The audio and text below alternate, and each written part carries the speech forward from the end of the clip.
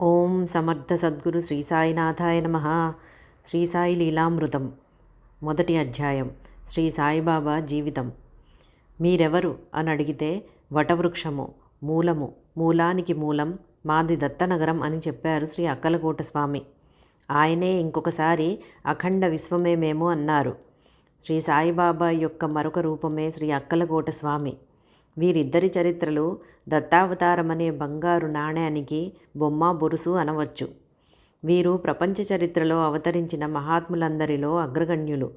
ఈ విషయం శ్రీ మెహర్బాబా కూడా శ్రీ సాయి ఈ విశ్వమంతటికి గురువు అనదగినవారని స్పష్టంగా చెప్పారు. ఆయన నివాసం వలన షిరిడీ వంటి మారుమూల కుగ్రామం కాశీ తిరుపతి వంటి మహాక్షేత్రమైంది. అయితే ఈ క్షేత్రాలు ఒక మతం వారికి మాత్రమే పవిత్రమైతే షిరిడీని మహాక్షేత్రంగా తలచేవారు ఎందరో అన్ని మతాలలోనూ ఉన్నారు. అక్కడ అనుభవమయ్యే శాంతి అనుభవించవలసిందే కానీ మాటలలో చెప్పలేనిది.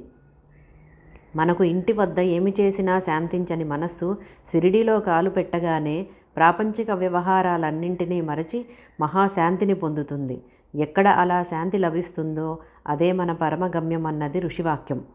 శ్రీ సాయిబాబా షిరిడీలో సుమారు 60 సంవత్సరాలు నివసించినప్పటికీ ఆయన కీర్తి మధ్యాహ్న సూర్యుని శోభలాగా అన్ని దిక్కులా ఆ కాలంలోనే వ్యాపించినప్పటికీ అసలు ఆయన పేరేమో, ఊరేమో, తల్లిదండ్రులెవరో, కులగోత్రాలేమిటో ఎవరికీ తెలియలేదు.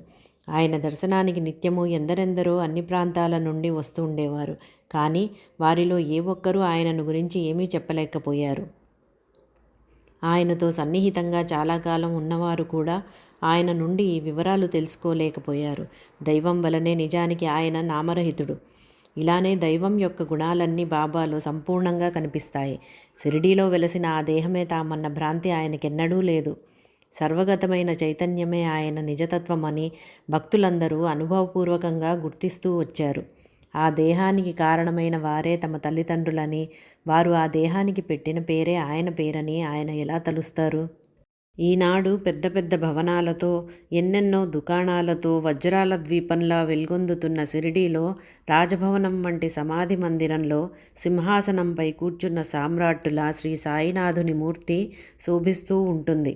దేశం నలుమూలల నుండి వారి దర్బారుకు చేరిన భక్తులెందరో తెచ్చిన లెక్కలేనన్ని మాలలతోనూ, కొత్త వస్త్రాలతోనూ, ప్రతి క్షణము సరికొత్త అలంకరణలతో ఆయన వెలిగిపోతూ ఉంటారు. దీనికి నేటి షిరిడీ క్షేత్రానికి ఎంతో చక్కని పోలిక ఉన్నది. కానీ సుమారు 130 సంవత్సరాల క్రిందట ఆ జిల్లాలోనే ఎక్కువ మందికి తెలియని చిన్న గ్రామాలలో ఒకటి ఆనాటి షిరిడీ. అక్కడ 80 గడపలకి మించి ఉండేవి కావు. దాదాపు ఇళ్లన్నీ మట్టి కట్టడాలే. 1-2 గుడిసెలలో నిత్యావసర వస్తువులు అమ్మేవారు. గ్రామానికి అన్ని వైపులా తుమ్మ పొదలు, చిట్టడవి, పొలాలు ఉండేవి. అరుదుగా ఎప్పుడైనా ఆ ఊరిలోకి గుర్రబండి వస్తే ఆ గ్రామంలోని పిల్లలు, పెద్దలు చోద్యంగా చూచేవారు. నిజానికి ఆ సమీపంలోని రహతా గ్రామానికి మాలపల్లె షిరిడీ. ఆ గ్రామంలో జరిగే గొప్ప వేడుక వారానికి ఒకసారి జరిగే సంత మాత్రమే. ఎప్పుడైనా కాలినడకన దేశ సంచారం చేసే యాత్రికులు, సాధువులు, ఫకీరులు ఆ గ్రామంలోని మారుతి ఆలయంలోనో లేక తాకియాలోనో బస చేసేవారు. ఆనాటి షిరిడీలో ఈనాటి మన జీవితాలలో లాగానే సరి అయిన వీధి కానీ, వీధి దీపాలు కానీ ఉండేవి కావు. గ్రామంలో తలుపులు కూడా లేని మారుతి, శని, గణపతి, మహాదేవుల ఆలయాలు ఉండేవి. ఒకసారి ఒక పిచ్చివాడు ఆ మందిరాలలో జొరబడి ఆ విగ్రహాలను విరగ్గొట్టాడు కూడా. వాటికి ఎలాంటి రక్షణ ఉండేది కాదు. గ్రామం మధ్యంలో ఒక విఠలుడి ఆలయము, గ్రామ ప్రవేశంలో గ్రామదేవత ఖండోబా ఆలయము ఉన్నాయి. శ్రీ సాయి 1854 ప్రాంతంలో ఒకరోజు ఆ గ్రామానికి ఉత్తరాన ఉన్న ఒక వేప చెట్టు కింద కూర్చుని కనిపించారు. నాడు ఆయనను చూచిన వృద్ధురాలు నానా చోప్దార్ తల్లి ఇలా చెప్పింది: ఈ బాలుడు మొదట వేప చెట్టు కింద ఆసనం వేసుకుని కూర్చుని కనిపించాడు. అతడి రూపం మనోహరంగా ఉండేది. ఎప్పుడూ ఎవరింటికి వెళ్లకుండా ఆ చెట్టు నీడనే ఉండేవాడు. పగలెవరితోనూ కలిసేవాడు కాదు. రాత్రి సమయాలలో కూడా అతడు భయమెరుగడు. చూడడానికి చిన్నవాడే అయినా అతడి చర్యలు అతడు మహాజ్ఞాని అని సూచించేవి. అంత చిన్న వయస్సులో చలికి వేడికి చలించక తపస్సు చేసే అతడిని చూచి అందరూ ఆశ్చర్యపోయారు. అతడు వైరాగ్యమూర్తి. అతని స్థితి ఎవరికీ అంతుపట్టనిది. ఈ కుర్రవాడు అకస్మాత్తుగా ఎక్కడి నుండి వచ్చాడా అని అందరూ అనుకునేవారు. ఒకసారి గ్రామదేవత ఖండోబా ఒకరికి పూనితే గ్రామస్తులందరూ ఇతనిని కన్న పుణ్యాత్ములెవ్వరు, ఇతడు ఎక్కడి నుండి వచ్చాడు అని అడిగారు. ఆ గణం వారి చేత ఒక గడ్డపార తెప్పించి ఆ చెట్టు క్రింద ఒక చోట తవ్వించాడు. అక్కడ ఒక బండ, దాని కింద కొన్ని ఇటుకలు కనిపించాయి. ఆ బండను తొలగిస్తే దాని అడుగున భూగర్భములోనికి దారి కనిపించింది. అందులో తిని వదిలేసిన పదార్థాలు, పూజా ద్రవ్యాలు, వెలుగుతున్న 4 ప్రమిదలు ఉన్నాయి. అప్పుడు ఆ గణం, ఈ బాలుడిక్కడ 12 సంవత్సరాలు తపస్సు చేశాడు అని చెప్పాడు. అప్పటి నుండి ప్రజలు అనేక ప్రశ్నలతో ఆ బాలుణ్ణి విసిగించసాగారు. అతడు అది గురుస్థానమని, ఆ బండను తిరిగి మూసివేయాలని చెప్పి అలానే చేయించాడు. తర్వాత కూడా ఒకసారి ఆ వేప చెట్టు దగ్గరున్న భవనానికి మరమ్మతులు చేస్తుంటే దాని కింద ఆ భూగృహము, సమాధి కనిపించాయి. వాటిని గురించి అడిగితే భక్తులతో కూడా బాబా అలానే చెప్పారు. తర్వాత అక్కడ ఒక రోజున పిల్లలు ఆడుకుంటూ ఆ బండను తొలగించి చూచారు. అక్కడ భూమిలోకి మెట్లు, చాలా పొడవుగాను చీకటిగాను ఉన్న గుహ కనిపించాయట. ఈ వివరాలు శ్రీ సాయి శరణానంద ఇలా రాశారు. ఒకప్పుడు బాబా మసీదులో ధుని దగ్గర ఉన్న స్తంభాన్ని నాకు చూపి దాని కిందనే ఒక గుహ ఉన్నదని, తామందులో నివసించామని, ఎవరైనా మహాత్ములు వచ్చినప్పుడు తప్ప తామెప్పుడూ బయటకు వచ్చేవారు కారని, తమ గడ్డం పొడుగ్గా పెరిగి నేలను తాకేదని నాతో స్వయంగా చెప్పారు. బాబా మరొకప్పుడు సగుణమేర్ నాయక్తో, ఏమిటి 1-2 రోజుల ఉపవాసానికి కూడా తట్టుకోలేవా? నేను 12 సంవత్సరాలు కేవలం వేపాకు తిని జీవించాను అన్న మాటలు ఈ వృత్తాంతాన్నే బలపరుస్తాయి. ఫిబ్రవరి 14, 1912న సాయి తాము చేసిన గురుసేవ గురించే కాబోలు ఇలా చెప్పారు. తామెన్నో కష్టాలు కూర్చామని, నెలల తరబడి ఆహారం లేకుండా ఉన్నామని, వేప మొదలగున ఆకులు మాత్రమే తిన్నామని చెప్పారు. భగవంతుని కృప వలన ఆయన శరీరం శుష్కించి ఎముకలు కూడా నిలువజాలని స్థితిలో ఉన్నప్పటికీ తమకు ప్రాణం పోలేదన్నారు. ఈ బాలునికి 16 సంవత్సరాలు లోపలే అంత గడ్డం ఎలా పెరిగింది? అసలు ఆయన వయస్సెంత?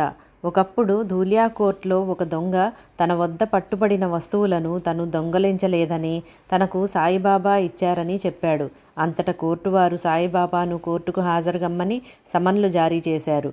బాబా ఎందరికో పూజ్యులవ్వడం వలన భక్తులు పెట్టుకున్న అర్జీని అనుసరించి ఆయన వద్దకే కోర్టు ప్రతినిధి వచ్చి విచారణ జరిపాడు. దానిలోని ముఖ్యాంశాలివి. న్యాయవాది: మీ పేరేమి? బాబా: వీరంతా నన్ను సాయిబాబా అంటారు. మీ తండ్రి పేరు? అది సాయిబాబాయే. మీ గురువు పేరు? వెంకూస. మతం? కబీరు. కులం? దైవం.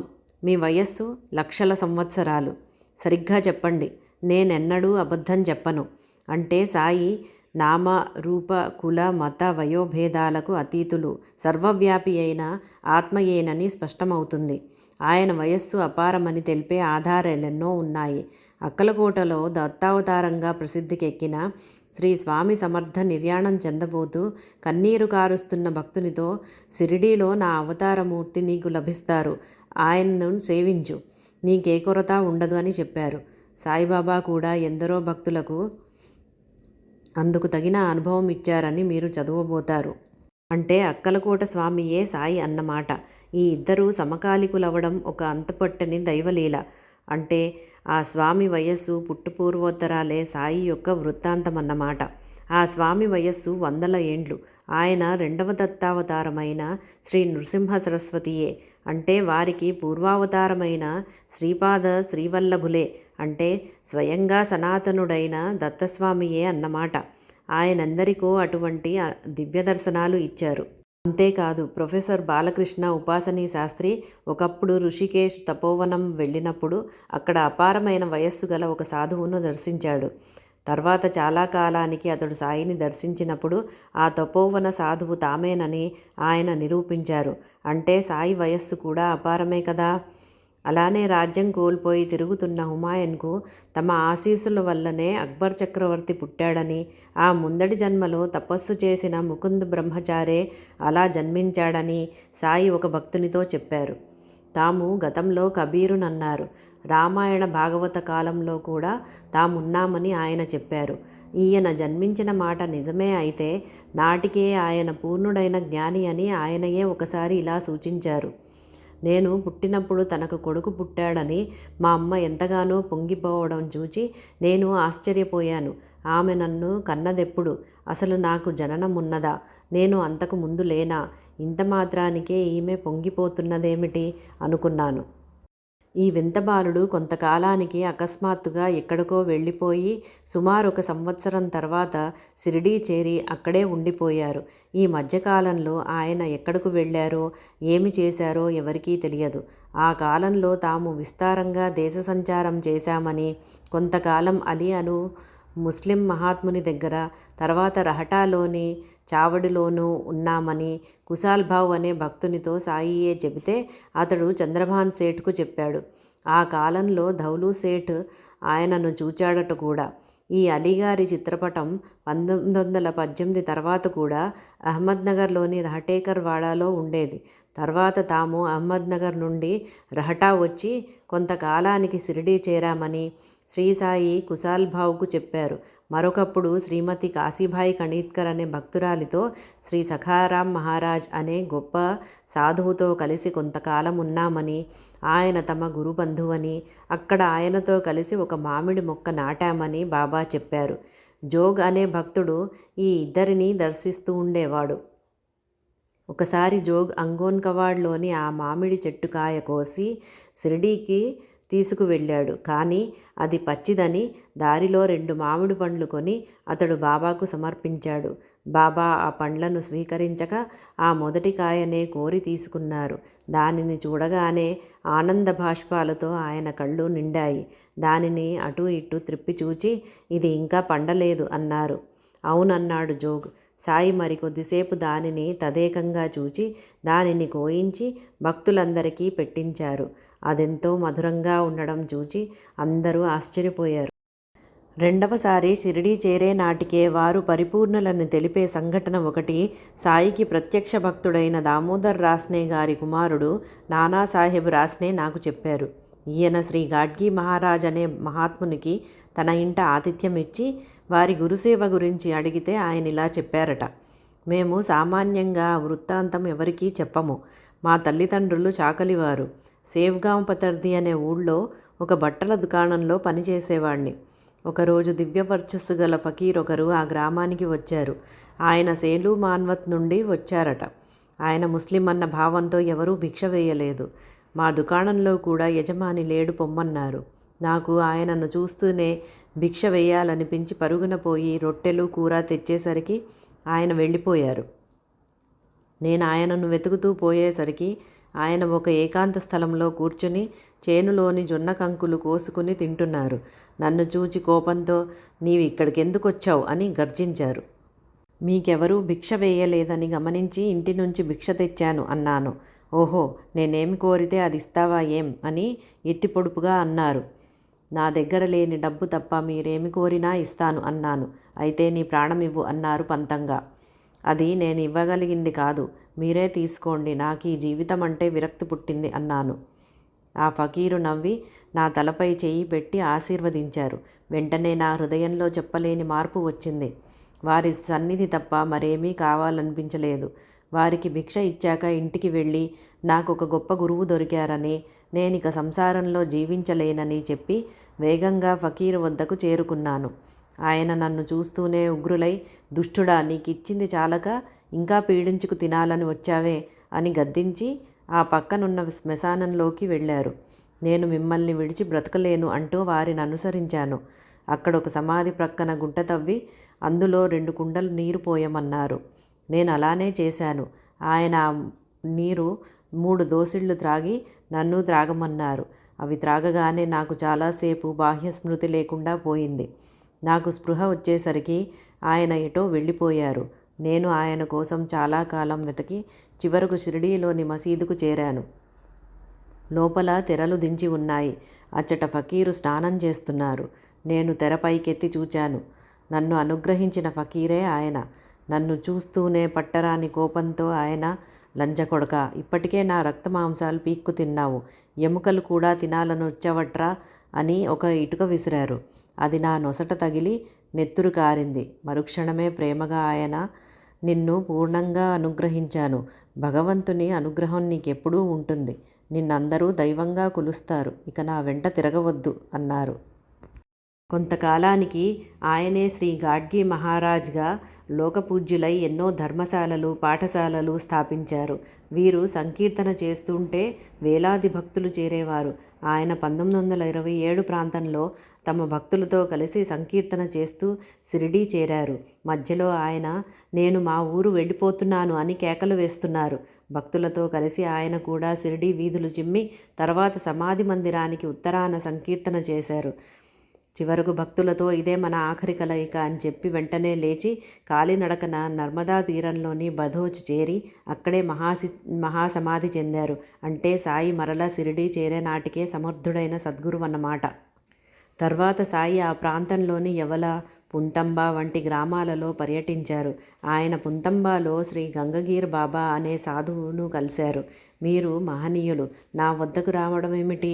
నేను కేవలం మేకలు కాచేవాణ్ణి. మీరో సింహాలను, ఏనుగులను శాసించగలరు అన్నారు గంగగీర్. సాయి నవ్వి వెళ్ళిపోయారని పుంతంబాకు చెందిన ఒక వృద్ధుడు చెప్పాడు. శ్రీ సాయి చరిత్రలోని మొదటి ఘట్టం వేప చెట్టు క్రింద ప్రారంభమై అక్కడే ముగిసింది. తర్వాత ఆయన పర్యటనల గురించి నేపథ్యంగా మాత్రమే తెలిసింది. ఈ దివ్య నాటకంలో ఇది నాంది ప్రస్తావన. అసలు నాటకం మరల వేరొక చోట ప్రారంభమవుతుంది. ఔరంగాబాద్ జిల్లాలోని పైఠాన్ ప్రాంతమంతా జ్ఞానేశ్వర్ మహారాజ్, జనార్దన్ స్వామి, ఏకనాథుడు, సమర్థ రామదాస స్వామి వంటి మహనీయుల సంచారం వలన ఎంతో పవిత్రమైంది. గోదావరి ఉపనది అయిన ఏలగంగ అచ్చటి ధూప్ఖేడా అనే గ్రామానికి ప్రదక్షిణం చేసి ముందుకు సాగుతుంది. దానికి అవతల ఒడ్డున ఒక మైదానము, మహావృక్షాలతో నిండిన ఒక తోపు ఉండేవి.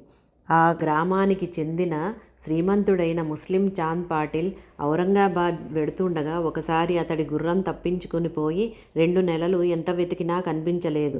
చివరికి అతడు దాని జీను మాత్రం భుజాన వేసుకుని ఇంటికి వస్తూ సింతోస్ బింతోస్ అనే జంట గ్రామాల వద్ద ఏలగంగ ఒడ్డుకు చేరాడు. అక్కడ ఒక మామిడి చెట్టు కింద వెర్రివాని వలె ఉన్న ఒక ఫకీరు కనిపించాడు. అతని చంకలో సట్కా, వంటికి బారు జుబ్బా, తలపై టోపీ ఉన్నాయి.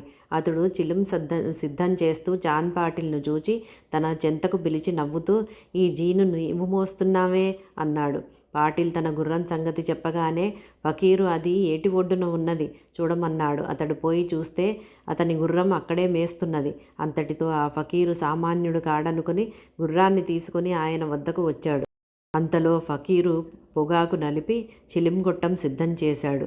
అప్పుడు తన వద్దనున్న చిమ్టాతో నేలపై గుచ్చాడు. అక్కడి నుండి బుడబుడమని నీరూరింది. ఆ ఫకీరు ఒక గుడ్డ తడిపి పిండి ఆ మట్టి గొట్టం చివర చుట్టాడు. తిరిగి సట్కాతో అతడు నేలపై కొట్టగానే ఒక నిప్పు కణిక బయటికి వచ్చింది. దానితో చిలిం వెలిగించి పాటిల్కి కూడా అందించాడు. పాటిల్ ఆయన శక్తి సామర్థ్యాలకు నివ్వెరబోయి ఆయనను తన ఇంటికి ఆహ్వానించాడు. రేపు వస్తాను, నీవు వెళ్ళు అని చెప్పి మరురోజు ఆ ఫకీర్ అతనింటికి వెళ్ళి అక్కడ భిక్ష చేశాడు. ఆయన కొంతకాలం ఏలగంగ పక్కనున్న తోపులలో మకాం చేశాడు. ఇందుకు గుర్తుగా ఇప్పుడక్కడ ఒక సాయి మందిరం ఉన్నది. ఆయన ఆ ప్రాంతంలో తిరుగుతూ అప్పుడప్పుడు పాటిల్ను పలకరిస్తూ ఉండేవాడు. తరచుగా అతనికి స్వప్నాలలో దర్శనమిచ్చి ముఖ్యమైన ఆదేశాలు ఇస్తూ ఉండేవారని ఆ వంశస్థులు చెప్తారు. కొంతకాలానికి ఆయన పాటిల్ ప్రార్థన మన్నించి అతని మేనల్లుని వివాహానికి పెళ్లివారితో కలిసి ఎద్దుబండిలో షిరిడీ చేరారు.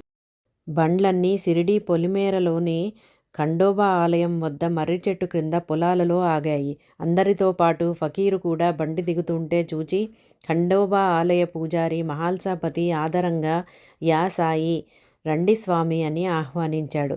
అలనాడు ఎవరికీ చెప్పకుండా షిరిడీ నుండి వెళ్ళిపోయిన ఆ వింత యువకుడే ఈ ఫకీర్ అని గుర్తించి అతడు ఆనందించాడు.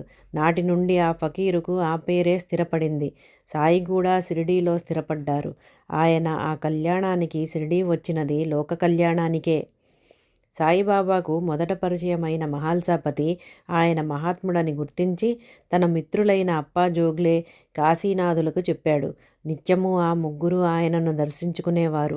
పేదవాడైన మహాల్సాపతి బాబాకు పరిచర్యలు చేస్తే అతని మిత్రులు బాబాకు నిత్యావసర వస్తువులు సమకూర్చేవారు. ఒకనాడు అప్పాకోతే పాటిల్ అనువాడు తన భార్యతో కూడా ఆయన వద్దకు వచ్చాడు. వారిని చూస్తూనే సాయి లేచి నిలబడి వారిని ఆదరించారు. అతని భార్య బయాజీబాయి తమ సోదరి అని చెప్పారు. ఆమెకు కూడా మొదటి దర్శనంలోనే బాబాపై భక్తి శ్రద్ధలు కలిగి ఆయనకు భిక్ష పెట్టకుండా భోంచేయకూడదని నిశ్చయించుకుంది. ఆ రోజులలో సాయిని చూచిన తాత్యా బాబా కోతే ఇలా చెప్పాడు. శ్రీసాయి షిరిడీ గడ్డ మీద అడుగు పెట్టే నాటికి నాకు 6 లేక 7 సంవత్సరాలుంటాయి. ఆయనకు ఒక నిర్ణీతమైన నివాసమే ఉండేది కాదు. తర్వాత ఆయన వేప చెట్టు క్రింద కొంతకాలం నివసించారు. అప్పటికాయన వయస్సు సుమారు 18 లేక 19 సంవత్సరాలుండేవి. ఆయనకు సన్నని మీసముండేది. ఆయన మొదట షిరిడీ వచ్చినప్పుడు ఆకుపచ్చటి కఫ్నీ, ఆకుపచ్చ తలకట్టు ధరించేవారు. ఆ రోజుల్లోనే ఆయనను చూచిన రామ్గీర్ బువా ఆయననిలా వర్ణించాడు. ఆయనకు జుట్టు నడుం వరకు పెరిగి ఉండేది. ఆయన చేతిలో సట్కా, చిలింగొట్టము, అగ్గిపెట్టె ఉండేవి. నిత్యం గ్రామంలో భిక్ష చేసేవారు. ఆ రోజులలో ఆయన రోగులకు ఉచితంగా వైద్యము, అవసరమైతే స్వయంగా రోగికి పరిచర్యలు కూడా చేసేవారు. ఉదాహరణకు ఒక రోగికి సాయి మందిచ్చి అతని కణతల మీద, వీపు మీద సూదులతో కాల్చారు. అంతటితో అతనికి ఆ వ్యాధి తగ్గిపోయింది. అలానే గణపత్ హరికణాడేకు కుష్ఠు, జ్వరము వచ్చాయి. అతని చికిత్సకని బాబాను వారింటికి తీసుకొచ్చాడు అమీన్ భాయ్. బాబా అతనిని పరిశీలించి అతనితో ఒక పామును పట్టుకొమ్మని, కుష్ఠురోగిని పాము కరవదని చెప్పి అతడు పట్టుకున్న పాము విషంతోనే మందు చేసి అతనికిచ్చారు. అతనికి దాంపత్యం నిషేధించారు. అతనికి వ్యాధి తగ్గనారంభించేసరికి అతడు ఆ నియమం ఉల్లంఘించడంతో రోగం తిరగబెట్టింది. బాబా అతనికి ఇంక మందివ్వలేదు. కొద్ది రోజులలోనే అతను మరణించాడు. అప్పటి నుండి ఆయన రోగులకు మందివ్వడం మానివేసి ఊదీ మాత్రమే ఇవ్వసాగారు. సాయి చరిత్రలోని ఈ మొదటి దశ గురించి ఆయనతో ఎంతో సన్నిహితంగా ఉన్న తాత్యా కోతే పాటిల్ ఇంకా ఇలా చెప్పాడు. శ్రీ సాయి షిరిడీ గడ్డ మీద అడుగు పెట్టేప్పటికీ ఆయనకు ఒక నిర్ణీతమైన నివాసం స్థలమే ఉండేది కాదు. కొద్ది నెలల తర్వాత ఆయన మసీదులో సుమారు 10 మాసాలు ఉన్నారు. తర్వాత వేప చెట్టు క్రింద, ఆ తర్వాత మరలా మసీదుకు వచ్చి సమాధి చెందే వరకు అక్కడే ఉండిపోయారు. నేను మారుతి ఆలయంలోని స్కూలులో చదువుకుంటుండగా బాబా భిక్షకు మా ఇంటికి వచ్చేవారు. నేను మరికొందరు పిల్లలు మసీదు ముంగిట నిలిచి బాబాను వెక్కిరించి కవ్వించేవారము. ఆయనకు సన్నని మీసం ఉండేది. ఆయనెప్పుడూ మసీదులో ఒక స్తంభం పక్కనే మౌనంగా కూర్చుని ఉండేవారు. రఘుపాటిల్ రోజు మసీదు గేటు వద్ద నిలిచి ఆయనపై రాళ్లు రువ్వేవాడు. ఒక్కొక్కప్పుడు బాబా మమ్మల్ని తిట్టేవారు. మేము పెద్దగా నవ్వి ఆయన సట్కా తీసుకోగానే పరిగెత్తేవాళ్ళం. మసీదులో 2-3 సంవత్సరాలు నివసించాక ఆయన లిండి మరియు సిరా అను ఉపనదుల మధ్యనున్న చెట్ల తోపులో సుమారు 2 సంవత్సరాల 6 మాసాలు ఉన్నారు. అక్కడ భక్తులలో ఎవరో ఒకరు నిత్యము ఆయనకు భిక్ష ఇచ్చేవారు. నేను, రఘు పాటిల్ మరిద్దరు ముగ్గురితో కలిసి ఆయనను దర్శించేవాళ్ళము. వామన్రావు డేంగ్లే కూడా వారి దర్శనానికి వస్తుండేవాడు. రెండవసారి సాయి షిరిడీ వచ్చే నాటికి ఒక వింత సాధువు కూడా అచ్చటికి చేరాడు. శంకర్ నారాయణ వైద్య అనువాడు నానావల్లి అనే మహాత్ముని సమాధిని సేవిస్తూ ఉండేవాడు. ఒకనాడు ఆ మహనీయుడు స్వప్న దర్శనమిచ్చి షిరిడీ వెళ్ళమని ఆదేశించగా అచ్చటికి చేరాడు. సాయి రాగానే వారిని చూస్తూనే గొప్ప మహాత్ముడని గుర్తించి ఎంతో చనువుగా మామ వచ్చావా అన్నాడు. నోరెత్తవద్దు అని బాబా మందలించడం వలన అతడు ఆయనను గురించి పెదవి విప్పి ఎవరితోనూ చెప్పలేదు. సాయి తరచుగా రాత్రి సమయాలలో ఫకీర్ల చావడికి వెళ్ళి మధురంగా పాడుతూ కాళ్లకు గజ్జెలు కట్టుకుని తన్మయత్వంతో నాట్యం చేసేవారు. ఆయన ఒకప్పుడు అరబ్బీ, పార్సీ భాషలలో పాటలు పాడుతూ మరొకప్పుడు కబీరు, తుకారాం రాసిన పాటలు పాడేవారు. ఈ విషయాన్ని తాత్యా పాటిల్ ఇలా చెప్పాడు. ఒక్కొక్కప్పుడు బాబా పారవస్యంలో ఉండేవారు. అప్పుడు చేతిలో తంబుర ధరించి ఒళ్ళు మరచి నృత్యం చేసేవారు. ఎంతో క్రమబద్ధమైన కదలికలు, కరనేత్ర హస్తముల భంగిమలు ప్రేక్షకులను మంత్రముగ్ధులను చేసేవి. పిల్లన గ్రోవి వాయిస్తున్న భంగిమలో నిలిచినప్పుడు సాక్షాత్తు బృందావన కృష్ణుని చూస్తున్నట్లే ఉండేది. ప్రేక్షకులకు కూడా పారవస్యం కలిగి ఏదో అలౌకికమైన దృశ్యం చూస్తున్నట్లు అనిపించేది. ఇలా 1890 వరకు చేశారు. తర్వాత కూడా ఆయనకు ఈ కళల పట్ల ఆసక్తి ఉండేది కానీ వాటిని భక్తి ప్రపత్తుల కోసం మాత్రమే వినియోగించకుంటే మనిషికి అధోగతి తప్పదనేవారు. బాబా పత్రిగ్రామంలో జన్మించి బాల్యంలో ఒక ఫకీరుకు అప్పగించబడ్డారని, కొంతకాలానికి సేలు గ్రామంలోని వెంకూస అనే హిందూ గురువుకు అప్పగించబడ్డారని, వారి సేవలో సర్వశక్తులు పొంది షిరిడీ చేరారన్న కథకు ఆధారం ఎక్కడా కనిపించదు. బాబా ఒకప్పుడు సేలు నుండి వచ్చామని, తమ గురువు పేరు వెంకూస అని కొన్నిసార్లు చెప్పిన దానిని బట్టి తాను ఈ కథ అల్లానని, అంతకు మించి వేరు ఆధారాలేవీ లేవని మొదట ఈ కథను చెప్పిన దాసగను తన అనుభవాలలో చెప్పాడు. కానీ బాబా ఒక్కొక్కప్పుడు తమ గురువు రోషన్ షా అని, ఆయనను షిరిడీలోనే సేవించానని, వారి సమాధి అచ్చటి వేప చెట్టు క్రింద ఉన్నదని, తాము అనాదిగా షిరిడీలోనే ఉంటున్నామని చెప్పిన దానితో కానీ, ఆయన శ్రీ అక్కలకోట స్వామి యొక్క మరొక రూపమన్న దానికి కానీ సరిపోదు. తాము అహ్మద్నగర్ రహటాల నుండి వచ్చామని, నేనిక్కడకు ఔరంగాబాద్ నుండి వచ్చాను, మా మామ నన్నిక్కడకు తీసుకొచ్చాడు, నా తల్లిదండ్రులను విడిచి గంగా తీరానికి వచ్చే నాటికి నాకు 8 సంవత్సరాలు, అచ్చటి నుండి షిరిడీ వచ్చాను అని వేరు సందర్భాలలో చెప్పిన వాటితో ఈ కథ పొసగదు. ఆయన 12 సంవత్సరాలు షిరిడీలో వేప చెట్టు క్రింద భూగృహంలో తపస్సు చేశారన్న నిశ్చయమైన వృత్తాంతంలో ఈ కథ అసలే పొసగదు. 16 సంవత్సరాల యువకుడుగా ప్రకటమైన ఆయన అందులో ప్రవేశించే నాటికి 4 సంవత్సరాలకు మించి వయస్సు ఉండడానికి అవకాశం లేదు. సేలూలో గోపాలరావు దేశ్ముఖ్ ఉరఫ్ వెంకూస వృత్తాంతమే నిజమైతే, షిరిడీలో ప్రకటమయ్యే నాటికి బాబాకు సుమారు 60 లేక 70 సంవత్సరాల వయస్సుండాలి. తాము శుద్ధుడైన బ్రాహ్మణుడను అన్నప్పుడు ఆయన బ్రహ్మజ్ఞాని అని మాత్రమే వారి భావం. అంతకంటే తరచుగా ఆయన తాము పేద ఫకీరమని చెప్పేవారు. దానికి అర్థం అది. జయదేవ జయదేవ దత్తావధూత మోమిని వంశీ జన్ముని అనే హారతి పాటలు కీర్తించినట్లు ఆయన హిందువులకు హిందువు, ముస్లింలకు ముస్లిం, అంటే హిందూ ముస్లిం అనే భేదాలకు అతీతుడు. సాయి తమ గురుసేవ గురించి ఒకప్పుడిలా చెప్పారు. నా గురువును ఇక్కడే చావడిలో చూచాను. ప్రశాంతము గంభీరము అయిన ఆయన ముఖంలోని నిత్య సంతుష్టి నన్ను ముగ్ధుణ్ణి చేసింది. నా చూపు ఆయన ముఖం మీద నిలిచిపోయేది. క్షణమాత్రం ఎడబాటును కూడా సహించలేకపోయేవాడిని. వారి సన్నిధిలో నాకు ఆకలి దప్పులు కూడా తెలిసేవి కావు. ఆయనను 12 సంవత్సరాలకు పైగా నిండు హృదయంతో సేవించాను. ధ్యానస్థులైన ఆయన తమకు దేహమున్న సంగతే మరచి కూర్చున్న చోటు నుండి ఏ అవసరం కోసమూ లేచేవారు కాదు. నేను ఆయన చేత ఆహారం తినిపించి గుడ్డలు మార్చి ఆ ప్రదేశం శుభ్రం చేసేవాడిని. ఆయన నుండి ఏదైనా మంత్రం ఉపదేశంగా పొంది జపించాలని తలిచాను. కానీ ఆయన నా చెవిలో ఏ మంత్రమూ ఉపదేశించలేదు. ఆయన నన్ను 2 పైసలు దక్షిణ కోరారు. తాము కోరినది ప్రభుత్వం వారు ముద్రించిన లోహపు కాసులు కావని, 1 పైసా నిష్ఠ, 2వ పైసా సబూరి అని ఆయన వివరించారు. వెంటనే అవి సమర్పించాను. నా సేవకు సంతోషించి, నీవెక్కడున్నా సరే, ఇక్కడ గాని సప్త సముద్రాలకు అవతల గాని నీ వెంట ఉండి కాపాడతాను అని ఆశీర్వదించారు. ఈనాటి నా ప్రతిభకంతటికీ కర్తలు వారే. ఇదంతా వారి ఆశీస్సుల ఫలితమే. బాబా స్వయంగా సాయి శరణానందతో తమ గురువు పేరు రోషన్ షా అని చెప్పారు. ఆయన చెప్పిన దానిని బట్టి రోషన్ షా పరమపదించాక వారిని బాబాయే వేప చెట్టు క్రింద సమాధి చేసినట్లు తోస్తుందని సాయి శరణానంద రాశారు. సాయి ఆ గురువు పేరు హరిని వినాయక్ సాటేతో కూడా చెప్పారట. కానీ అది తనకు గుర్తులేదని, ఆ పేరు షా అనో లేక సా అనో అంతమవుతుందని అతడు రాశాడు. మరొకప్పుడు బాబా తమ గురుసేవా వృత్తాంతమే మరోలా చెప్పారు. ఒకప్పుడు 4 కలిసి పవిత్ర గ్రంథాలు చదివి చర్చించుకున్నాము.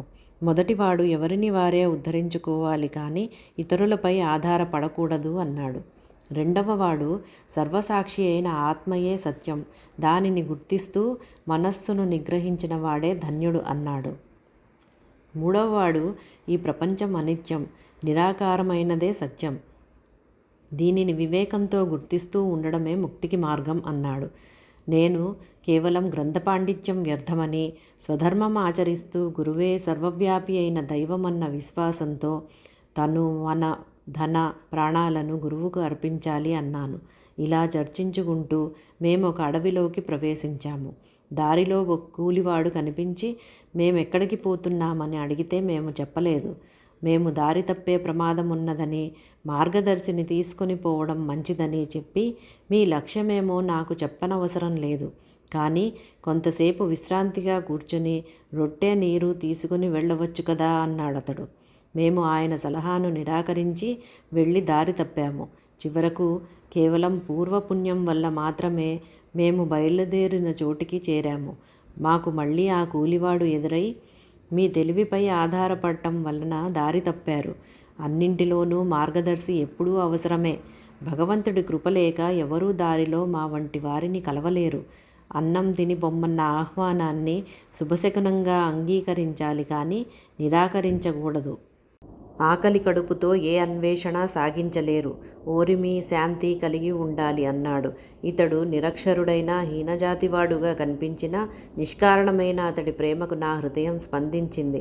నాకు ఆకలి దప్పులు తీవ్రంగా బాధిస్తున్నాయి. అసమాన ప్రేమతో అతడిచ్చిన అన్నపానీయాలు తీసుకోవడమే జ్ఞానానికి సరి అయిన నాంది అని నాకు తోచి వాటిని సవినయంగా స్వీకరించాను. అప్పుడు గురువు మా ఎదుట నిలిచి, ఏమిటి మీ చర్చ అన్నారు. నేను వివరించాను. నిన్ను గమ్యం చేరుస్తాను, నన్ను అనుసరిస్తావా? అయితే నన్ను పూర్తిగా విశ్వసించిన వాడు మాత్రమే కృతార్థుడవుతాడు అన్నారు. నేను తల వంచి నమస్కరించి ఆయనను గురువుగా ఆశ్రయించాను. నా సాటివారి మాత్రం వారి ఆతిథ్యాన్ని గురుత్వాన్ని ధిక్కరించి వెళ్ళిపోయారు. తరువాత వాళ్ళందరూ దైవాన్ని అన్వేషించడం మాని ఆకలి దప్పులతో తిరుగుతూనే ఉన్నారు.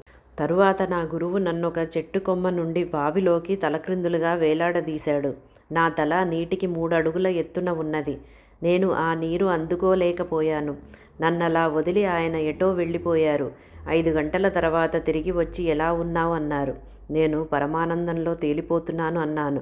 ఆయన సంతోషంతో నన్ను కౌగిలించుకొని నా దేహం నిమిరి నన్ను శిష్యునిగా అంగీకరించారు.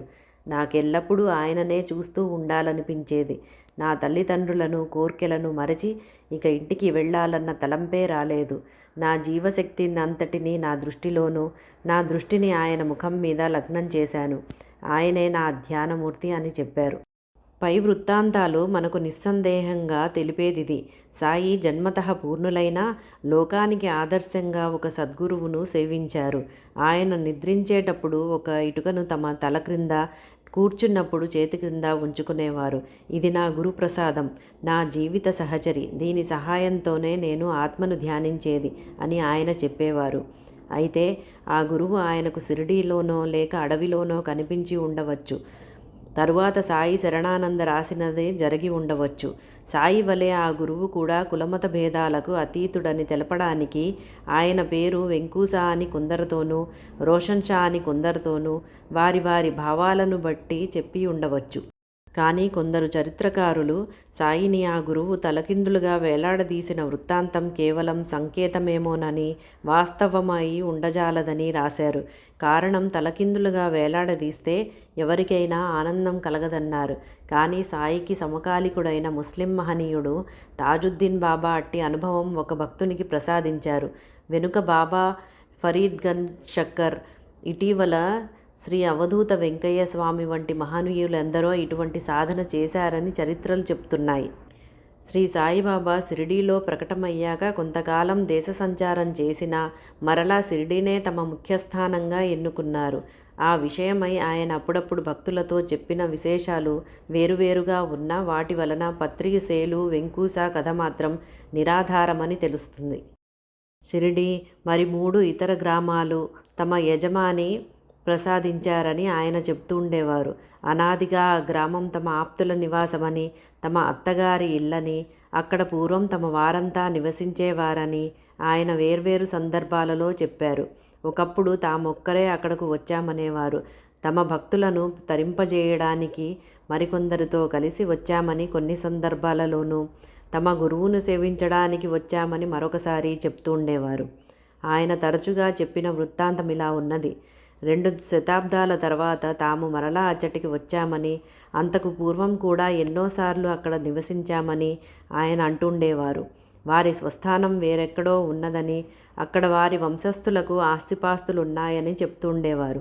అక్కడ వివిధ కళలు, వృత్తులలోనే కాక సిరి సంపదలతో పాటు భక్తి దయలలో కూడా సాటిలేని వారెందరో ఉండేవారని చెప్పేవారు.